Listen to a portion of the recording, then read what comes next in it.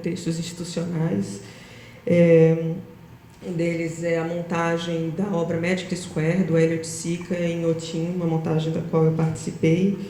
E a outra é o meu trabalho um pouco como co-curadora da 32ª Bienal de São Paulo.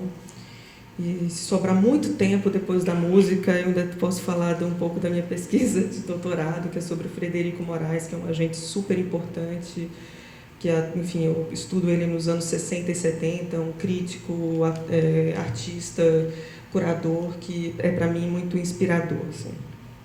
Mas isso depois da música só. Bom,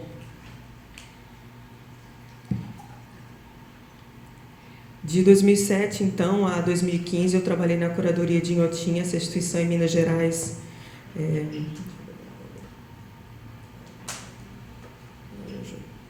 dedicada à arte contemporânea e meio ambiente. A coleção de arte contemporânea conta com mais de 600 obras, enfim, que vão dos anos 60 até os dias atuais, 40 nacionalidades de artistas. Foi aberto ao público em 2006, é composto por várias galerias, né, que apresentam com apresentações monográficas de alguns artistas, galerias para exposições coletivas, mas também no jardim, em espaço aberto, são 100 hectares de visitação que tem obras ao ar livre, e o Magic Square é uma dessas obras, está ali em azul, aí, esse teto azul que a gente reconhece ele.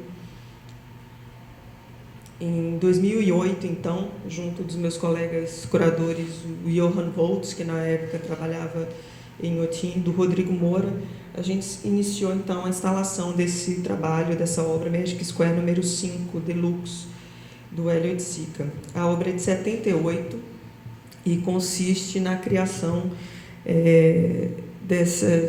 de uma praça, né, formada por 9 painéis pintados de cimento, com um teto de vidro azul e uma parede com uma tela de arame. As paredes, então, estão aí nas cores amarelo, magenta, laranja, branco e azul, e são desses penetráveis, né, que o Hélio desenvolveu e que convida o visitante a percorrer o interior, proporcionando uma experiência com o espaço e com a cor na escala do corpo. O Oiticica desenvolveu ao todo 6 projetos da série de Magic Squares, cada um com uma combinação específica de cores e de espaços. Obviamente, ele está jogando com a duplicidade do sentido da palavra square em inglês, né, que pode ser tanto a forma geométrica do quadrado como a praça. E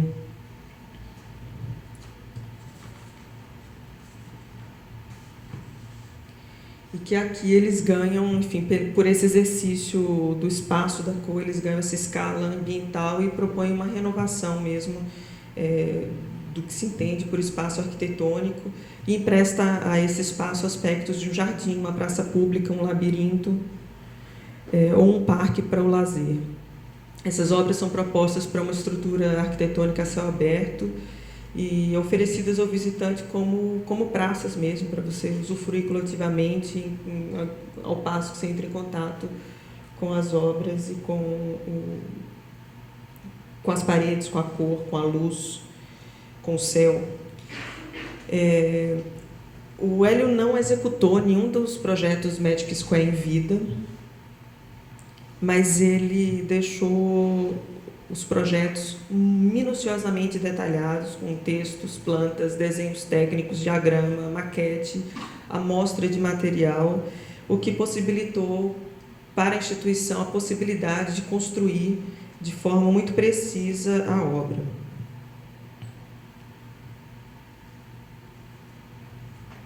Essas são cópias dos manuscritos dele.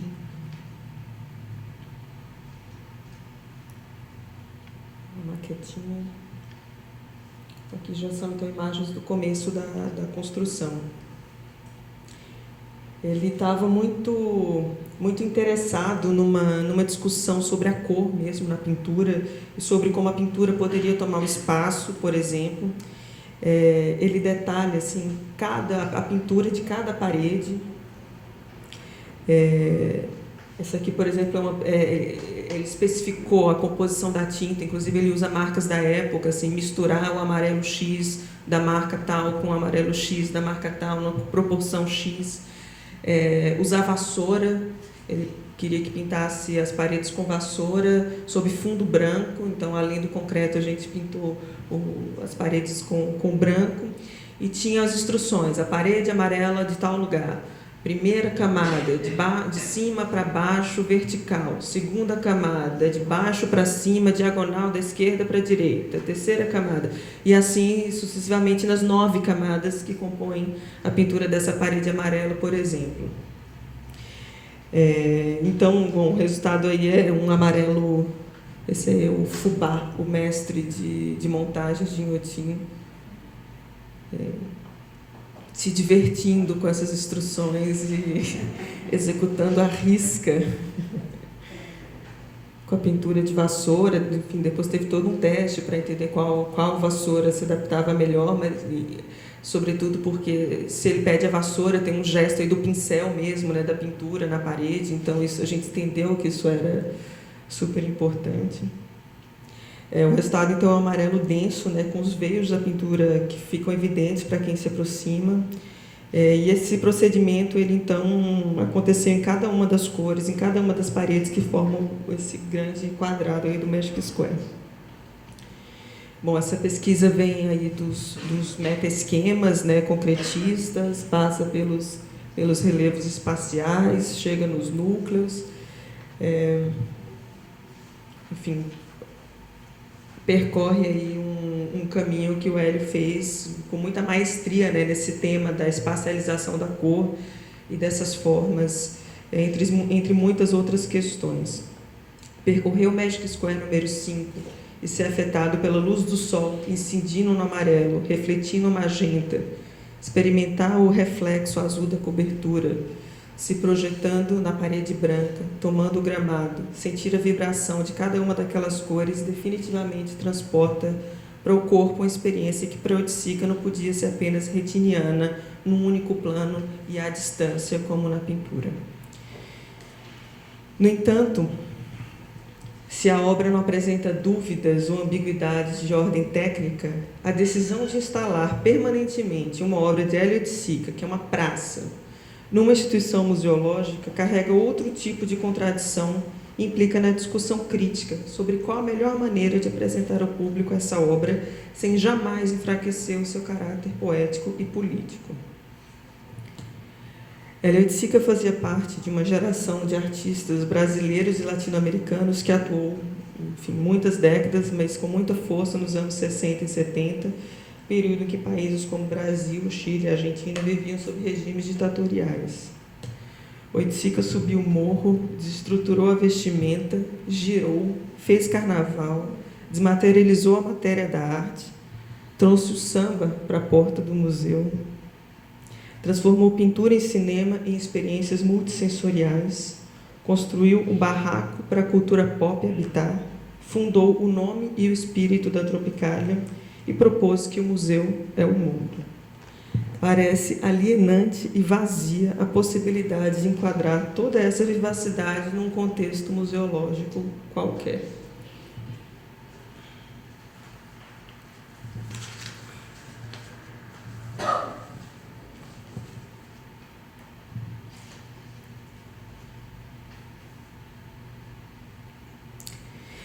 E aí, nessa discussão, eu trouxe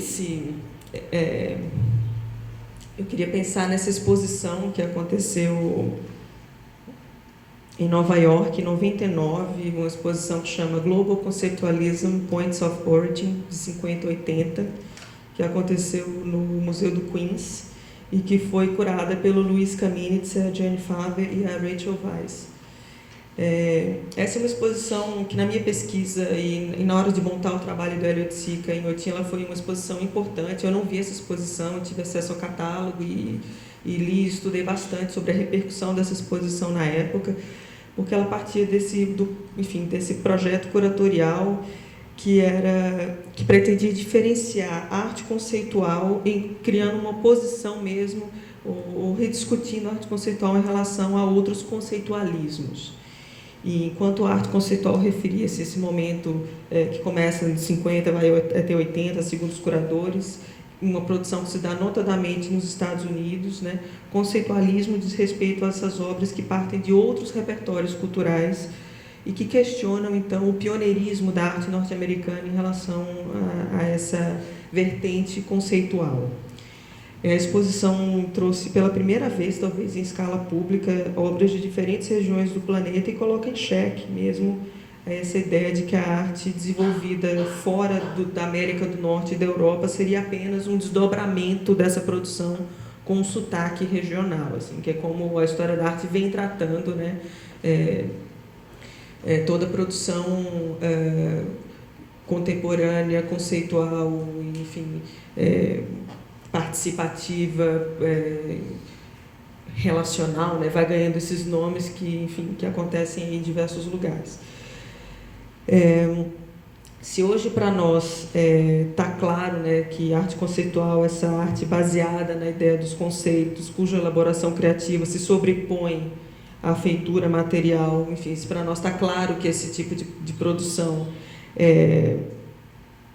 corria o mundo e reverberava de diversas maneiras, né, não era simplesmente uma referência a essa produção americana e europeia, a gente também tem que entender que esse conceito, né, arte conceitual, tem contornos diferentes, sobretudo em decorrência dos contextos sociopolíticos em que com qual cada produção, a partir do qual cada produção nasce, com qual ele se relaciona.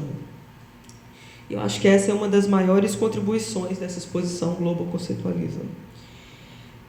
Se a produção latino-americana aponta para uma busca por uma utopia e reage a um momento de repressão política, aquela produzida dos Estados Unidos e na Europa refere-se muito comumente à própria história da arte, né? Enfim, tensiona uma relação fetichizada com o mercado, com as instituições, tem essa ambição, né, de um despojamento estilístico e formal, mas o resultado muitas vezes volta para a própria arte, assim. Bom, mesmo isso, e para mim foi importante essa exposição, que esse projeto curatorial tenha conseguido pôr em xeque, né, essa ideia de que a arte conceitual era originária dos Estados Unidos, enfim. Ainda assim, ela foi considerada muito precária por não se aprofundar na pesquisa sobre os atributos e as estratégias de produção de outras partes do mundo. Apresentava só 2 ou 3 artistas de cada localidade que acabavam sendo interpretados como exceções ao cânone. Então, como se ainda, por mais que existisse essa produção, ainda era uma exceção ao cânone que a própria mostra, de alguma forma, tentava romper.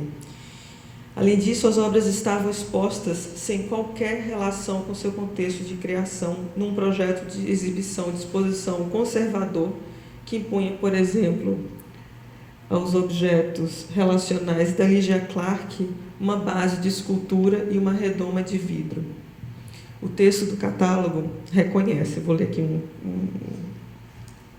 abrir uma aspa aqui. Lamentamos que, inevitavelmente, a sacralização de ações intencionalmente profanas tenha acontecido em nome da recuperação dessas histórias.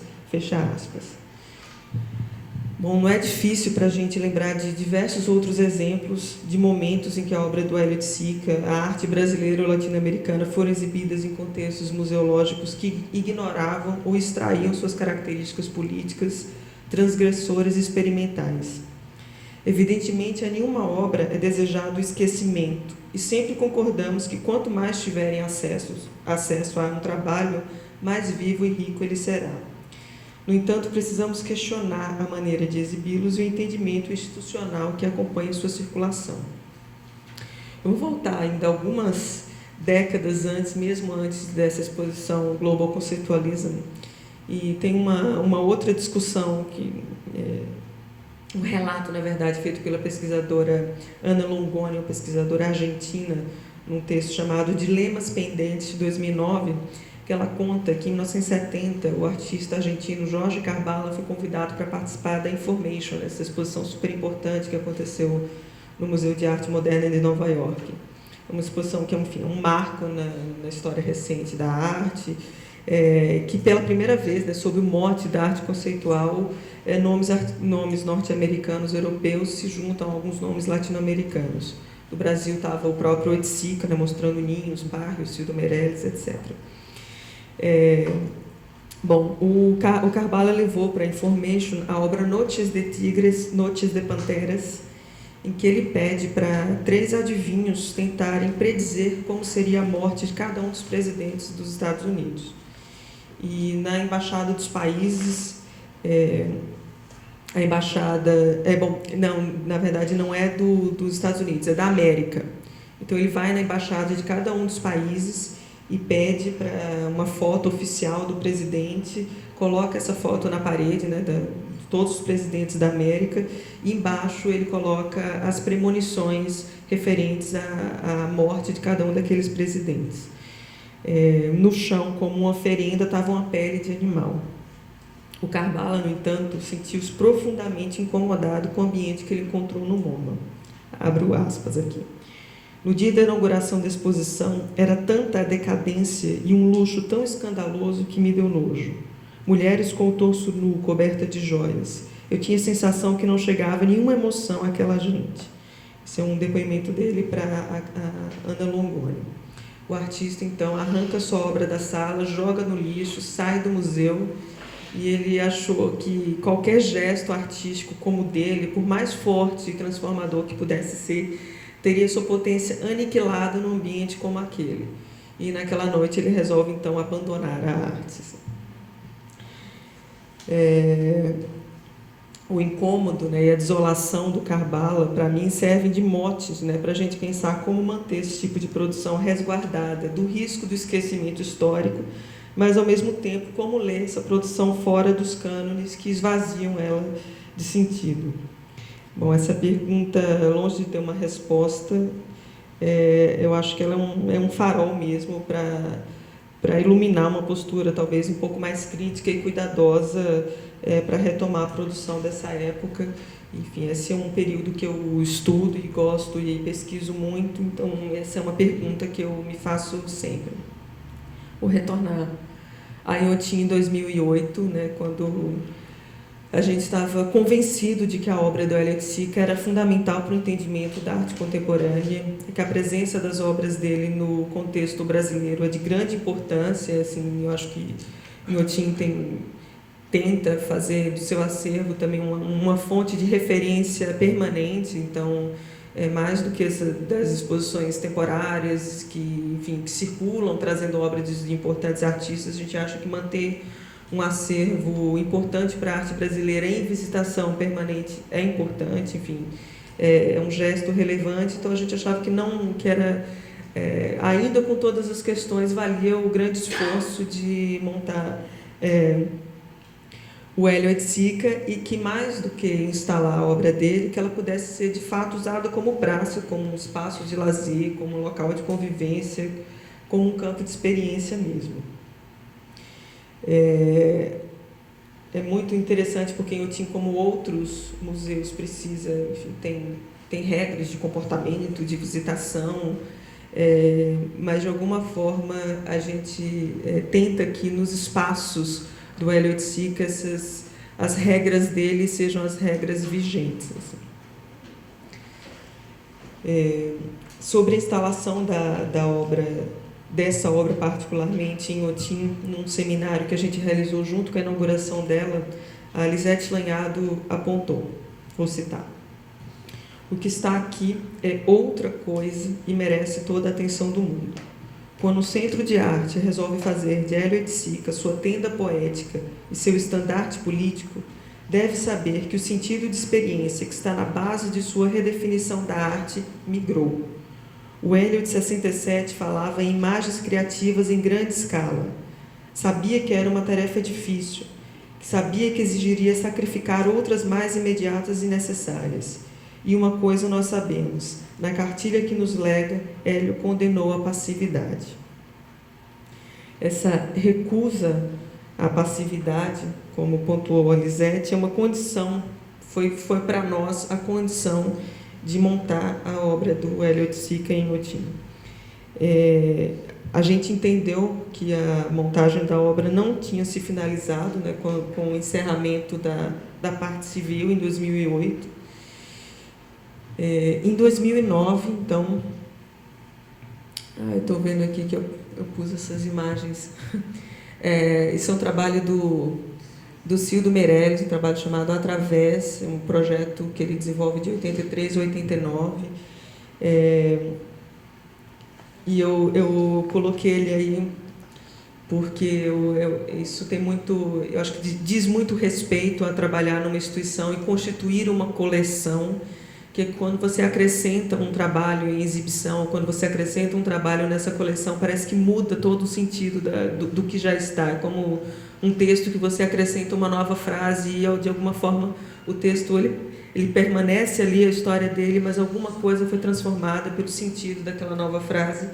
E o trabalho do Cildo já estava instalado em Otim desde a sua abertura em 2006, e eu acho que esse trabalho foi profundamente transformado, assim, ele ganha um sentido diferente quando chega em 2008 o trabalho do Oiticica. Mas, bom, em 2009 eu estava falando, a gente